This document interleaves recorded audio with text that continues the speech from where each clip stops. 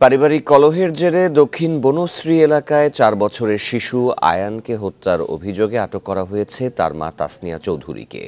তিনি মাদকাসক্ত বলে ধারণা করছে পুলিশ। গত রাত 12:30টার দিকে আহত ওই শিশুটিকে ঢাকা মেডিকেলে নিয়ে মৃত ঘোষণা করেন চিকিৎসক।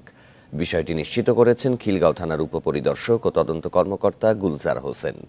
এই ঘটনায় শিশুটির বাবা আতিকুল ইসলাম থানায় অভিযোগ দায়ের করেছেন। তাসনিয়ার সঙ্গে আরও কেউ জড়িত কিনা তাও খতিয়ে দেখছে পুলিশ।